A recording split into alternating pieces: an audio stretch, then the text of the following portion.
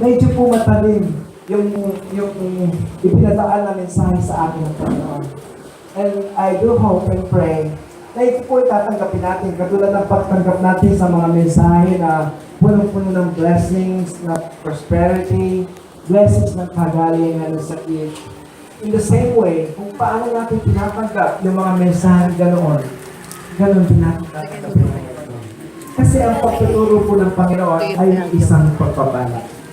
Ang pagtuturo ng Panginoon, kahit na kumisan sa sagandaling aliwa, nahingapahan na ako, nahingatubok ko, pero pagpapala ko. Yun ay gaban ng Panginoon para hindi po tayo mapaliwaran. Hindi po tayo malayo sa Kanya. Alam naman po natin na ang kasalanan ang siyang nagpapahiwalay sa tao at sa Diyos. At ayaw po ng Diyos na balang araw tayo ay lubos na mapariwala at mapahiwalay sa Kanya. Gusto niya lagi tayong kasama. Amen po ba? So, tanggapin po natin dalawang sandali kung ano yung ating mahirinig ngayong gabi ito. Take it a challenge. Parang challenge sa atin na sasabihin ng Panginoon. Ito ay isang pagpapala ko sa iyo na nais ko na ikaw ay patuloy kong patuloy. At ito ang patuloy na pagbabagong gagawin sa ating Panginoon na sasabihin niya yung mga ayaw niya, yung mga gusto niya, yung mga nararapat sa ating buhay at hindi. The title of our message is The Hardened Heart. In Tagalog, pinatigas na puso. Nung hindi pa po tayo nakakakilala sa Panginoon, nung hindi pa tayo tumanggap, I remember sa aking sarili, maraming nagsishare sa akin ng salita na hindi ko pinaniniwalaan. Kahit na ipakita pa sa akin ng Biblia na malinaw na nakasaad doon na ito ang katotohanan. But despite of all this, na karunungan pinakita sa akin, yung mga nag-share sa akin, yung mga katotohanan, na sana ay magpapalaya sa akin. Na malinaw na nakasulat na, pero hindi ko ito pininiwalaan. Hindi ko ito tinanggap. Kahit na yung aking mga ginagawa dati sa aking dating inanibang reliyon ay tinitingnan ko ang Biblia, ay malayo sa katotohanan, pero yun at yun pa rin ang aking tinatanggap. Kasi sinabi ko, ito na yung aking nakagis na rin. Ito ang tinuro ng tatay at nanay ko sa akin. Bakit ako lilipat pa na kahit na yun ang katotohanan, dito na ako. Yun ang pinakamasaklap sa isang buhay ng isang tao na mayroong hindrance. Mayroong isang wall na hindi ka makapunta sa Panginoon kasi mayroong hadlang. At ang unang hadlang ay ang matigas na puso. So sabi natin ng aliwa, itang iba sinasabi nila, sarado na yan. Nakakandado na yan, hindi na nakasara. Kasi makasara yung puso. Makakandado yan na pinatigas mo na hindi makapasok maging ang pagpapala sana ipagkakaloob ng Diyos sa iyo. Noon yun. Pero di ba sa kapanahunan ng Panginoon, kung kailan niya nanalisin, tayo ay tumanggap. Di ba? At yung puso niya ay pinalambot niya. From a heart of stone, ngayon we have a heart of flesh. Pinalambot niya, nasa ngayon ay matanggap natin ang katotohanan na nagbibigay ng bagong buhay sa atin. A hardened heart. Akala natin yung mga pinatigas na puso ay doon lamang sa mga taong hindi nakakakilala sa Panginoon. Pero, sa ating mga Kristiyano na, sa ating mga tumanggap na, sa ating nakita na natin ang katotohanan, kung hindi po tayo magbabantay, ay pwede rin patigasin ang kaaway ang ating mga puso. Eh, kung sasabihin, Kristiyano na ka, huwag mo sabihin, ikaw ay malalim na sa Panginoon, patuloy na magiging malambot ang puso mo. Pwede rin patigasin ng kaaway ang ating mga puso. At hindi natin mamamalaya, nakala natin ay tayo pa rin ang katulad ng dati na may si Panginoon.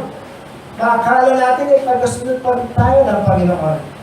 Hindi mo ito mamamalaya unti-unti gaya ng iba. Ikaw ay manlalambot.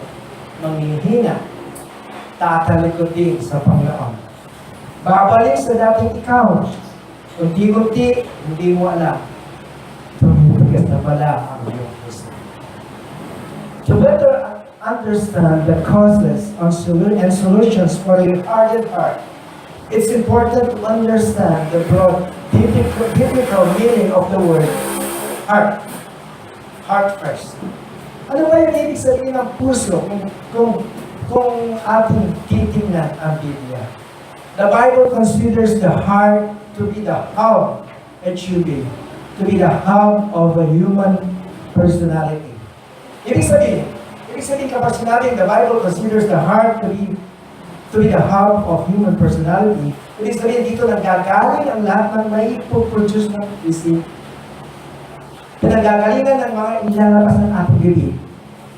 Pinanggagalingan ng ating mga actions din.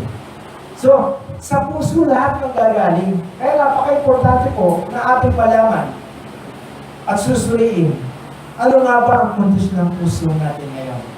Ito ba ay patuloy na nagiging malambot pa rin? Katulad ng dati na unang beses natin tinagat ng Panginoon o unti-unti na itong tumitigas din na hindi natin alam. Luke 6:43-45. Ang sabi po dito sa sinabi ng ating Panginoon na sa Kristo, walang mabuting punong namumunga ng masama. Gayon din naman, walang masamang punong namumunga ng mabuti.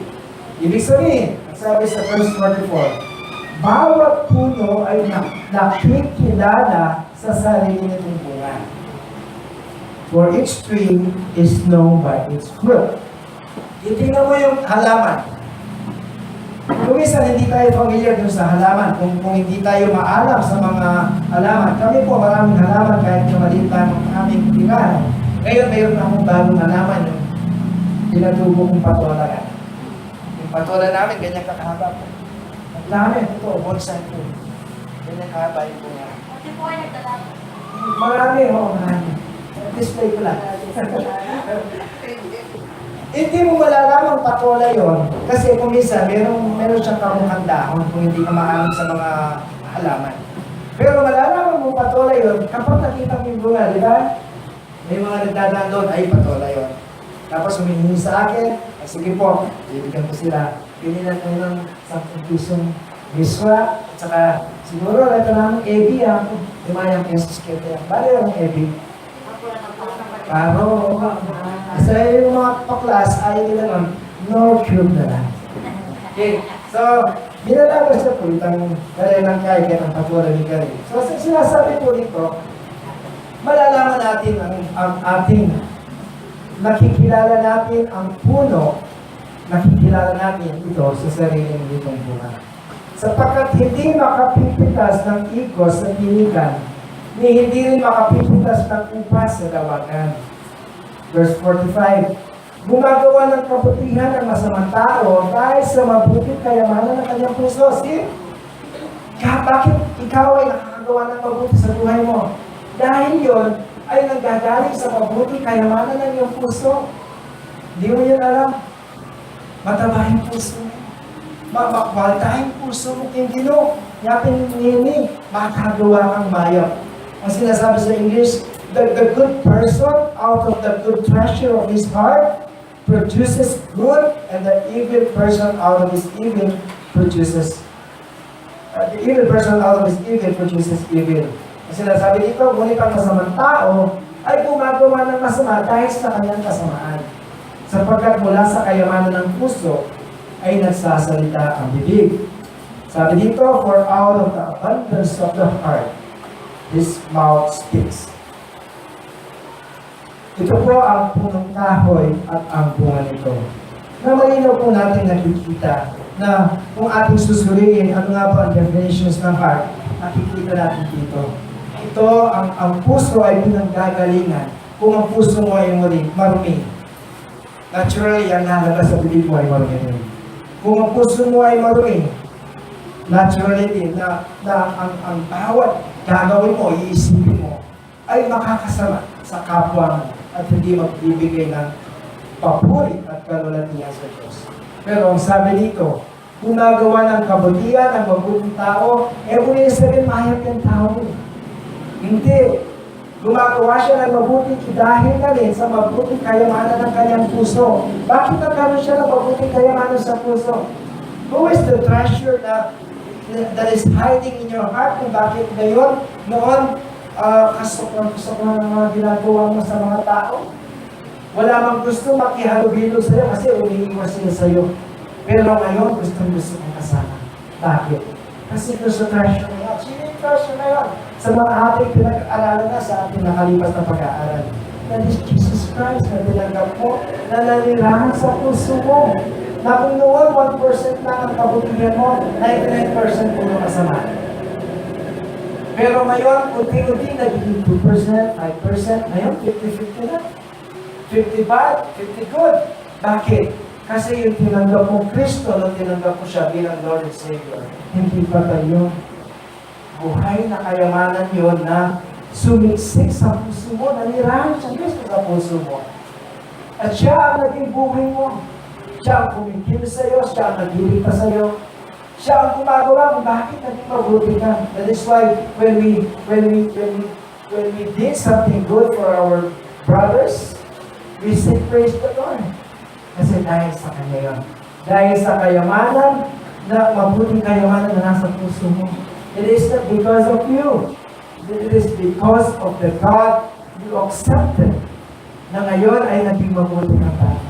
Kasi sabi nga sa 2 Corinthians 5:17 na kung sino man ang nakay Kristo, siya ay bagong nilalang na.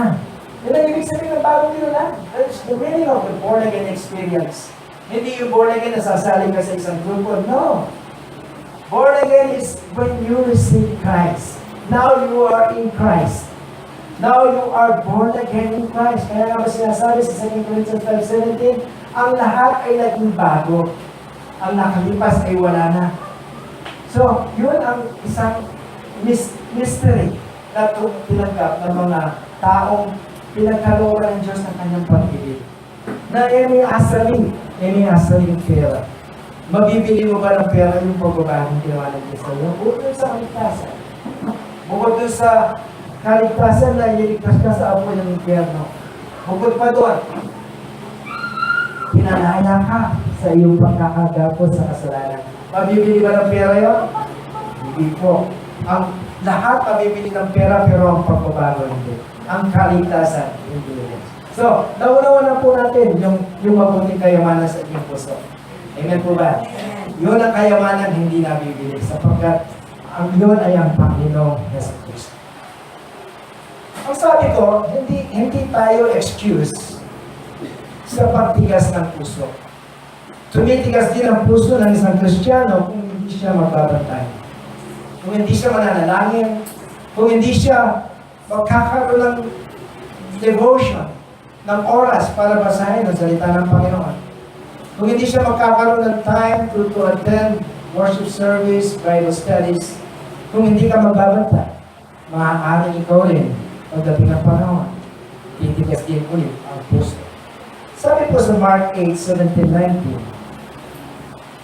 Marcos 8:17-19, sabi po rito, dahil alam ni Jesus ang kanilang pag-uusap. Dito po, ang mga disipulo ni Kristo, nag-uusap-usap ang ingay nila, nagmamurmur sila. Pero alam naman natin ang Panginoon, alam niya ang bawat iniisip ng bawat isa.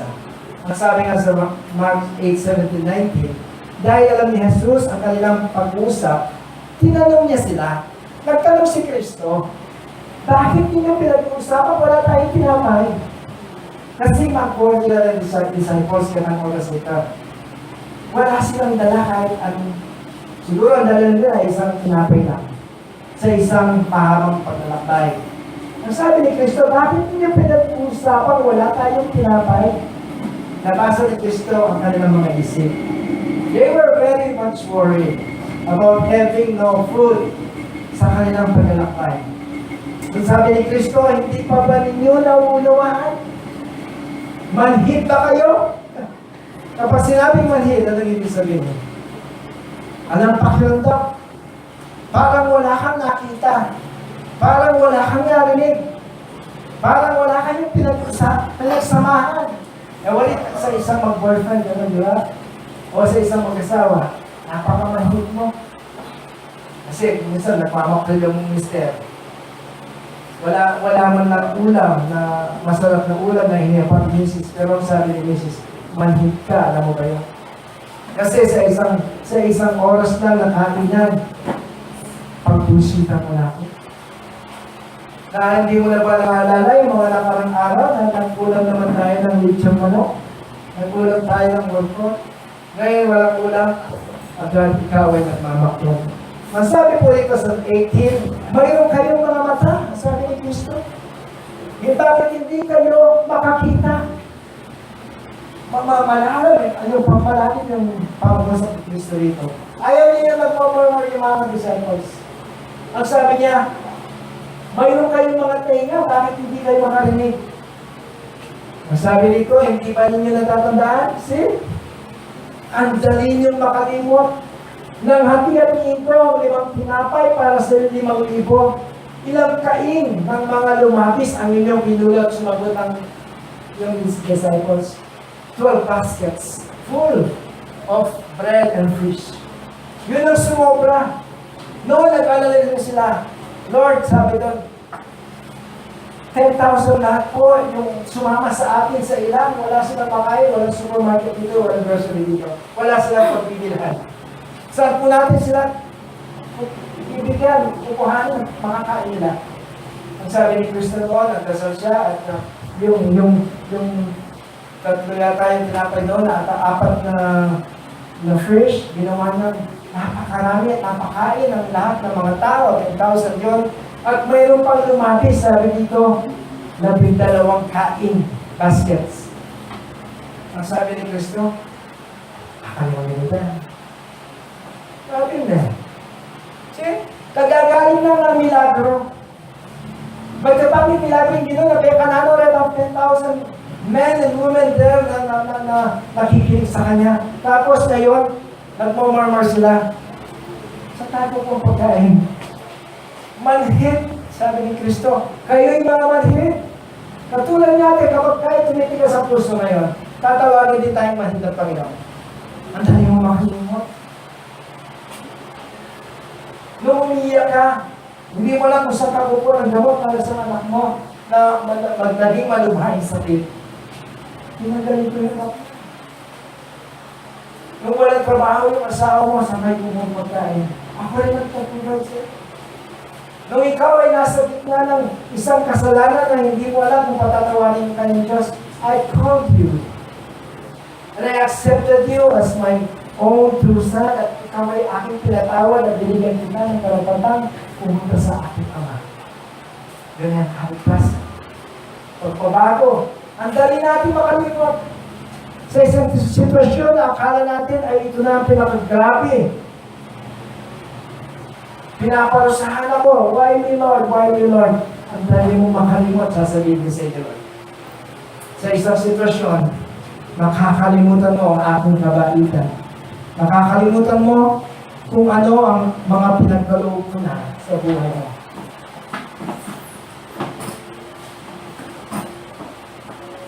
Ang tawag dito ni Lord, manhid.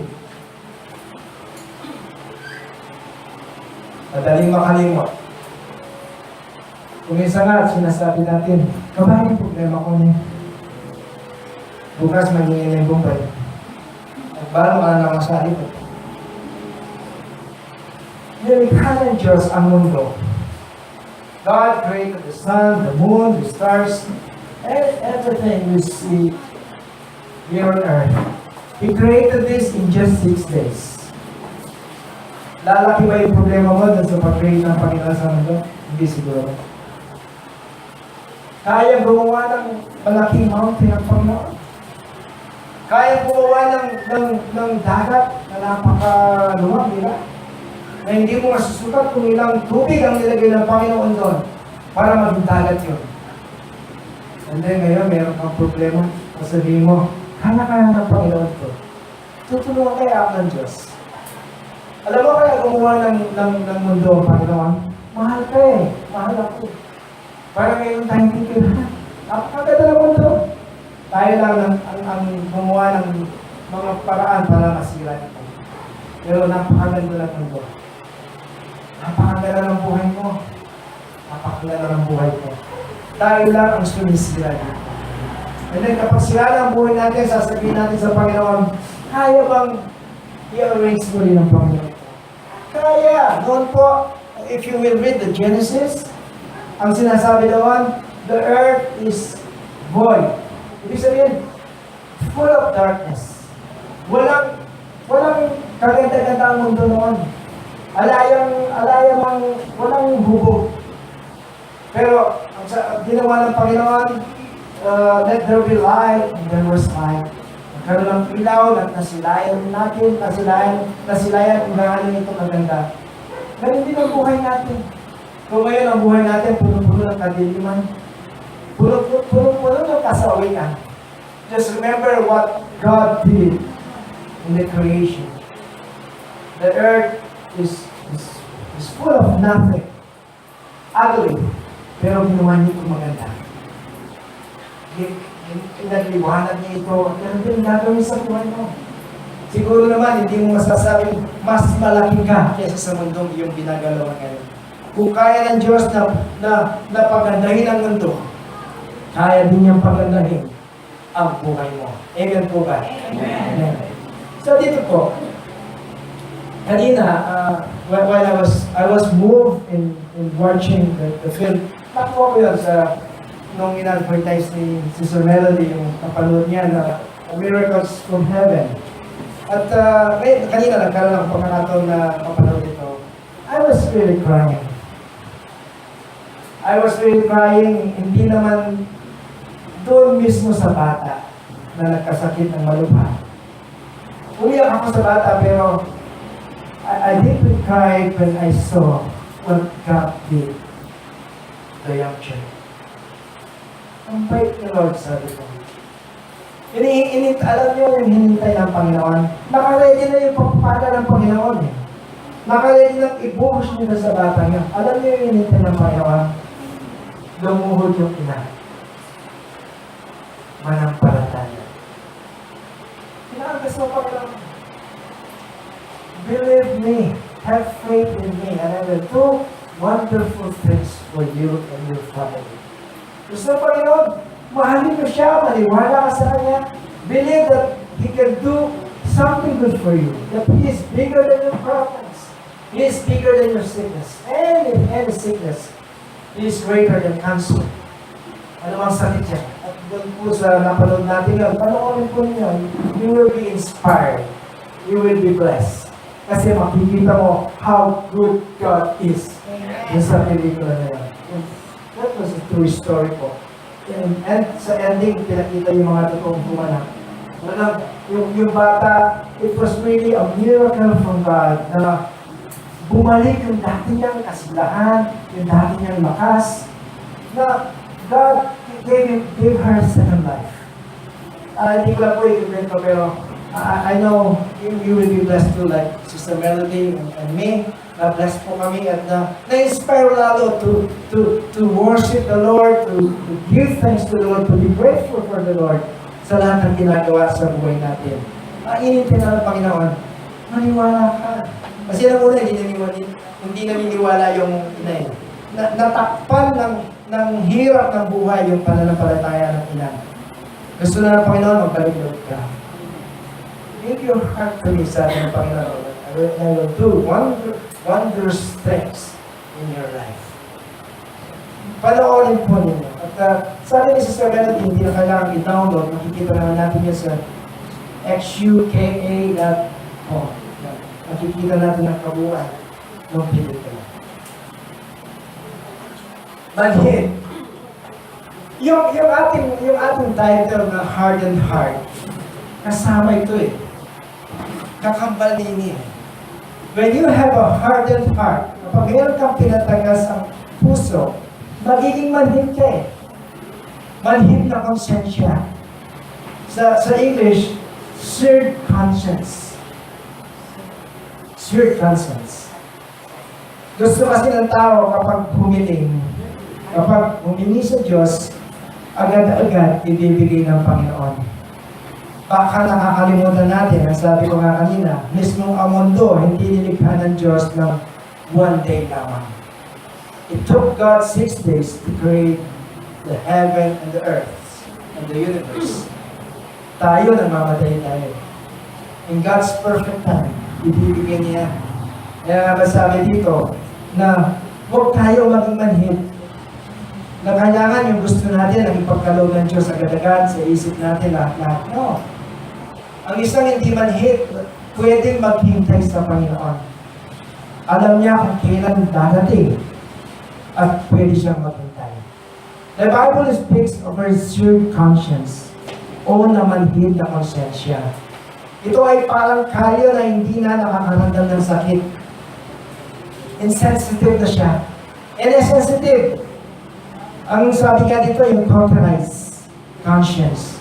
Pinainit. Alam niyo ba yung cauterized yung, di ba pag mayroon kang mga baka, yung mga nagraransyo, pinaiinit nila yung bakal na mayroong initial ng kanilang pangalan na ito. Cauterized na gano'n. Ang sabi dito, when you do that sa isang mga baka, hindi na nila mararamdaman yung sakit kung palagi mo itong ginagawa sa kanya. Such conscience does not work properly. Yung pinag-uusapan natin conscience rito, yung seared conscience, it doesn't work properly anymore. Ito ang klase ng konsensya na hindi na alam ang tama at mali. Maski na malambat na yung Kristiyano, unti-unti napupulagan naman siya. Hindi na siya sensitive. Noong una, tayong tumanggap, napaka-sensitive natin. Kung noon, kapag nakakarinig tayo ng mensaheng ganito, nagaling sa pastor na alam natin, nagaling sa Panginoon, na tinatatak lang sa akin. Kumisa nga, tumutulog yung luha natin, di ba? Pinaghalo ng luha at sipunta minsan. Hindi mo ma-explain yung nadarama mo kasi mainit ka eh. Lulub naman kaya puso mo, tatatak lang ka kasi sabihan ng pastor.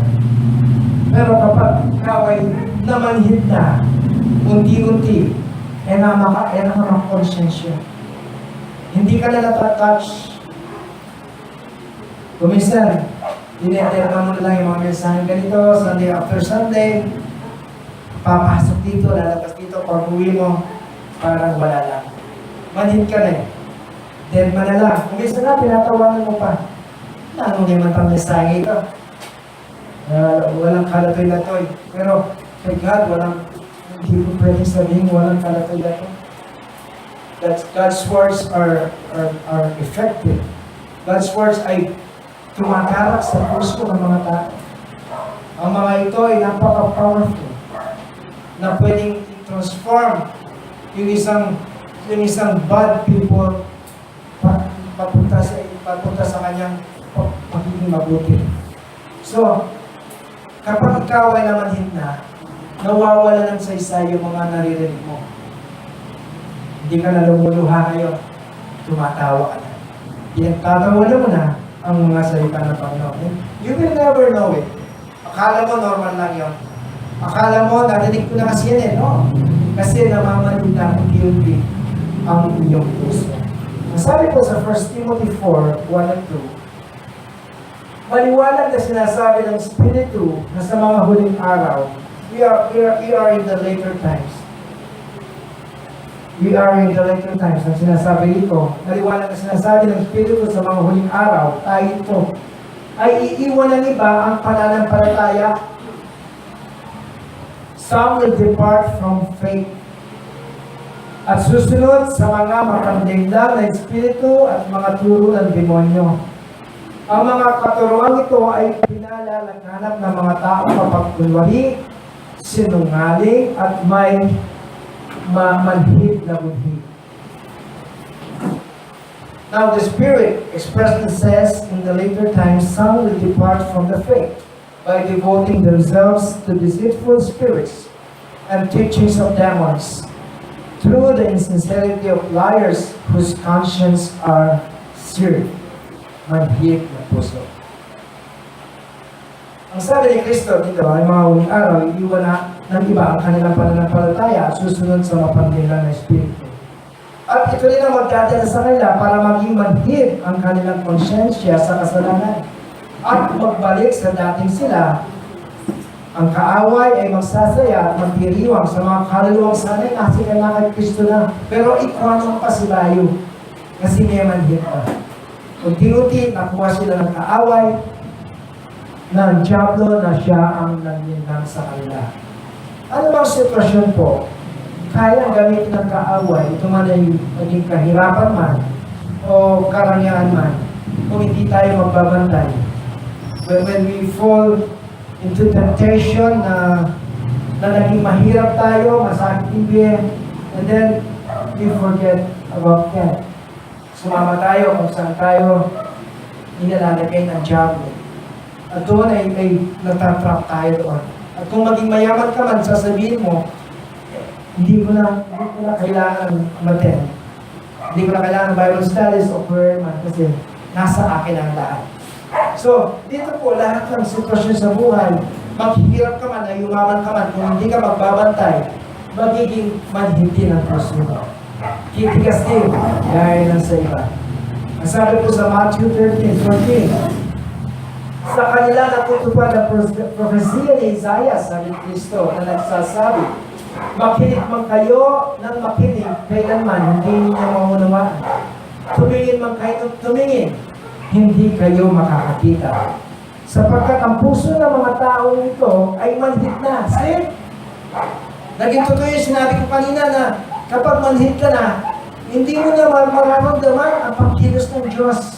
Ang sabi dito, sapagkat ang puso ng mga taong ito ay manhid na. May nasyas na puso, kaya sabi dito, at hindi na makarinig ang kanilang mga tainga. So, huwag mo sabihin, hindi ka bingi. Magiging bingi ka rin kapag ang puso mo ay pinatigas na, naging manhid na. Ang sabi dito, at kanilang ipinikit ang makatmata nila, baka ang makatmata nila ay hindi makakita. At makarinig ang kanilang mga tainga at makaunawa ng puso nila. Ang sabi ni Kristo, malumbalik ka sa akin at akin silang papagalangin. Malumbalik sa akin. Ito po ang susi dito. Kapag ang puso mo'y nagmamanhid na, kapag ang puso mo'y nararamdaman mo, tumitigas na, hindi ka na natatouch sa mga mensahe na dati umiiwas ka na sa mga usapin na napakamalaswa, ngayon bumabalik ka na naman sa dating tao. Ang sabi ni Kristo dito, magbalik loob ka sa akin at ikaw ay aking pagagalingin. Yan ang susi. Hindi mo ito makukuha sa anumang paraan. Kailangan, sabi ng Panginoon, magbalik loob ka sa akin. Paano ba ang magbalik loob sa Diyos? Masabi po sa 1 John 1:9, kung ipapahayag natin ang ating mga kasalanan sa Diyos, siyempre, siya ay tapat at makatarungan na magpapatawad sa ating mga kasalanan at maglilinis sa atin mula sa lahat ng kasamaan. Praise the Lord. Ang sabi dito, if we confess our sins, God is faithful and just to forgive us. Ano bang kasalanan yan? Hindi sinabi dito na mga magagaang kasalanan lamang. O sasabihin ng iba, dikta ng kaaway, uy, kaya beke, may grape ka eh. Kaya beke, may nako ka eh. Kaya beke, may kamatay ka eh. Walang sinasabi si Kristo rito. Ang sabi rito, kung ipahayag natin ang ating kasalanan, if we confess our sins, ano ibig sabihin? Any kind of sins. Kasi, ang kaaway, at agad niya sasalapat, aluway kayo. No, sabi nito, any kind of sins. God is just and faithful to forgive you and cleanse you for all your unrighteousness. Pero ang mahirap, kaya hindi nakakatanggap ng pagbabago ang isang tao. Hindi nakakatanggap ng blessings galing sa Panginoon. Ito ang sinasabi niya palagi. Okay naman ako.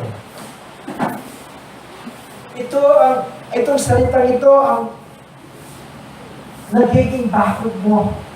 Nagiging makapat na bakod para hindi ka makapunta sa Diyos. Para hindi ka makatanggap ng kapatawaran galing sa Diyos. Kapag sinabi mo okay ka na, kahit hindi. church built by church. It is not a museum of saints. Lagi kong sinasabi. The church is built like a hospital. Kapag mayroong isang hospital, sino mga ginagawa doon? For example, meron nakapila dyan. Tinawag yung number 2. Ikaw yung number 2. Sasabihin ng doktor, bakit nandito ka? Anong sakit mo? Ang sasabihin ng number 2, yung siya na, ang nakalala, sabi niya, wala po akong sakit. Anong gagawin ng doktor? Wala akong sakit. Gaya ng isang church. Sino yung mga tinatanggap sa church? Kapag nagpunta ka dito, huwag mo sabihin, okay ka. Sabihin mo, ako po ay nagpunta dito kasi hindi ko okay. May sakit po ako.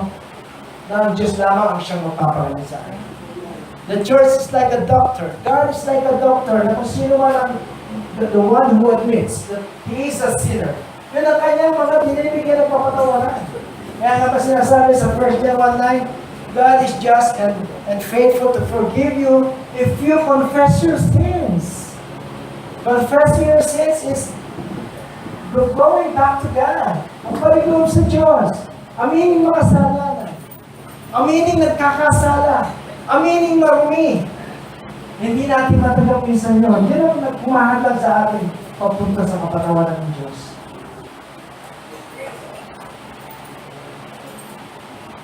Aminin mo na magkasala at magsisi. Maliban dito ay walang kapatawaran ng kasalanan. Paano mo aaminin ng isang bagay na alam mo namang wala ka namang ginagawang masama? Yun ang sinasabi ng iba, kaya sinasabi niya, okay naman ako. Eh na ako nakaparalis sa tao. Wala naman akong nasasagasaan tao. Okay naman ako sa lipunan. Hindi mo alam.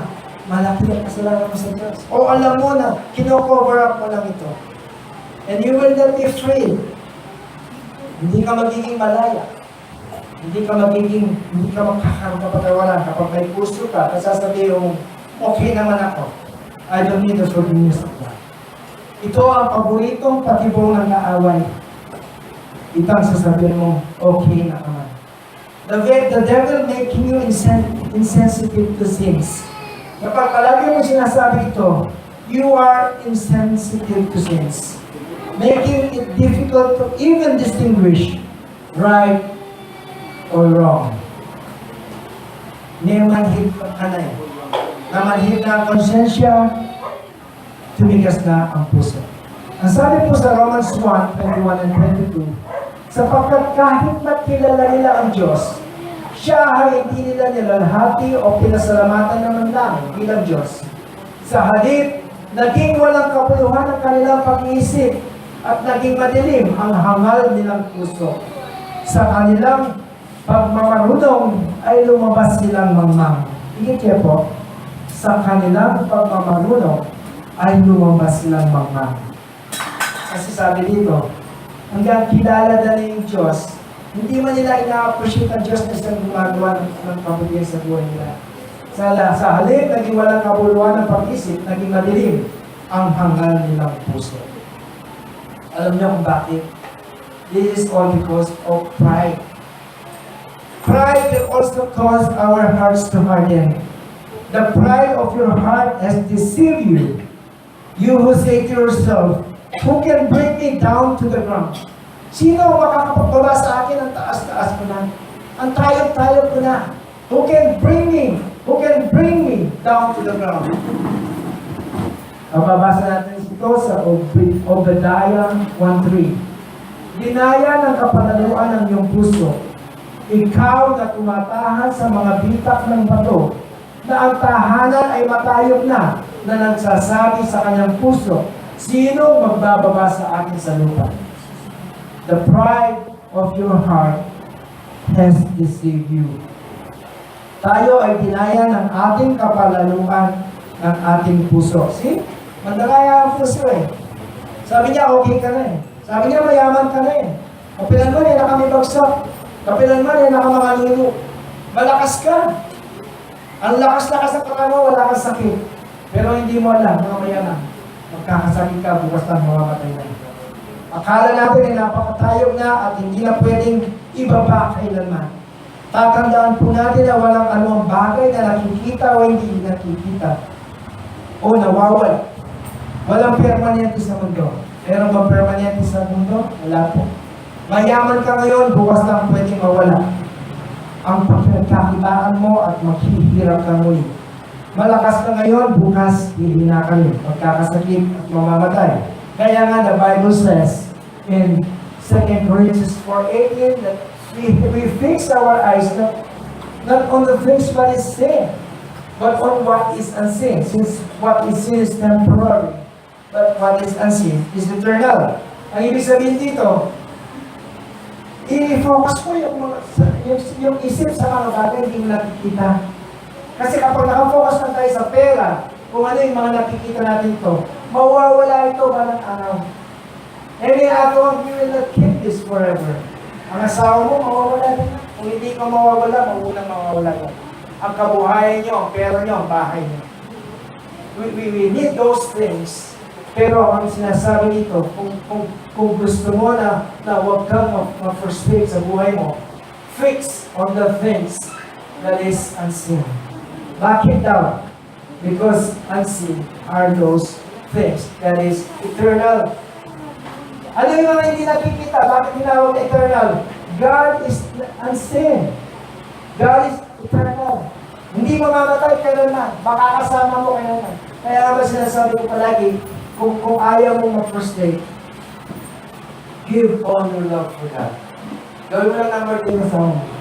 Gawin mo number 3 yung mga anak mo. You will not be frustrated. You will not cry. Kasi hindi mamamatay yung Diyos na inibig mo. Di po ba? One more thing that is eternal is the words of God. The words of God remains forever. Remains true forever. Kung sa salita ng Diyos ka mananalig, ito ay makakasama mo habang panahon. Balik po tayo sa Obadiah 1:4. Though you soar like the eagle and make your nest among the stars, from there I will bring you down, declares the Lord. From there I will bring you down. Kaya nga, mahirap po yung meron kang paisipan sa buhay. Kasi ang sabi ng Panginoon dito, though you soar like the eagle, kahit na daw yung ang taas ng lipad mo na dali gaya ng agila, and make your nest among the stars, kahit na yung mga nest mo sa mga stars, from there I will bring you down. Kaya nga huwag na po kung masyadong matayog ang lipad ng lipad natin. Ang sabi ng Panginoon dito, kapag sobrang taas mo na, kung saan ka sobrang taas, dyan ka rin kita ibabagsak. So, mas mabuti na yung humble na lang. Di po ba? Amen po ba? Amen. Amen. Last verse. Ang sabi po sa Proverbs 14:12, there is a way that seems right to a man, but its end is the way to death. And this is something about pride. Kasi ang ma-pride na tao, ang sasabihin niya, ako gusto. Ako ang tama. Lahat ng aking ginagawa ay para sa aking ikabubuti. But in the end, you will not know. It is the way to death. Sa iyong paglantak, sa iyong kamatayan. So, sabi po dito, magsisi po. Ibaba ang sarili, magpalikoob sa Diyos. And this should be our prayer. Siyasatin mo ako, Diyos. In 15, this will be our last verse. Siyasatin mo ako, O Diyos. Alamin mo ang aking puso. Subukan mo ako. Alamin mo ang aking pag-iisip. At tingnan mo kung ano ang lakad ng kasamaan sa akin. At pagtubayan mo ako sa daang walang hanggan. Namusta po ang Diyos. At ako mismo ay natouch po ako sa mensahe ito. At ang sabi po dito, magpasyasa po tayo sa Panginoon. Sasabihin natin sa Panginoon, we will make this a prayer. Basahin po natin tayong lahat. At ito ang sabihin natin sa Panginoon, siyasabi mo ako, O Diyos. Alamin mo ang aking puso. Subukan mo ako. At alamin mo ang aking pag-isip. Tingnan mo kung may anumang lakad na kasamaan sa akin, Panginoon. Pagtubahin po ako sa daang walang ano. Maraming salamat po sa gabi nito, Panginoon. You are so blessed with your words. Salamat sa patuloy mong paghuhubog sa amin, O Diyos. Ang mga salita mo ay, Panginoon, ay nagpapasalamat kami at kami ay nakakaramdam ng magkaginhawan sapagkat alam namin na ito ang gabay mo sa amin. Ayaw mo kaming mapahamak, O Diyos, sapagkat kami ay mahal mo. Salamat sa salita mo, Panginoon, na nagsasabi kung ano kami, kung ano ang laman ng aming puso. Salamat, Panginoon, pinigilan mo na mamanhin ang puso namin. Salamat, Panginoon, at ngayong gabi ay nalaman namin na pwede rin pala tumigas ang puso. Salamat po. This is a true blessings coming from you. We pray, Lord, na ang mga salitang ito hindi po mawalay sa aming isipan. Iiulit po sa aming mga puso ang narinig namin at sa gayon paglabas po namin ang nagamento. Ito ay tipid namin bilang isang papapala na galing sa iyo. Na alam namin ikaw ang aming Ama na nag-usap para sa ikabubuti ng iyong mga anak. Maraming salamat po. Bless you and everyone of us today. Amen.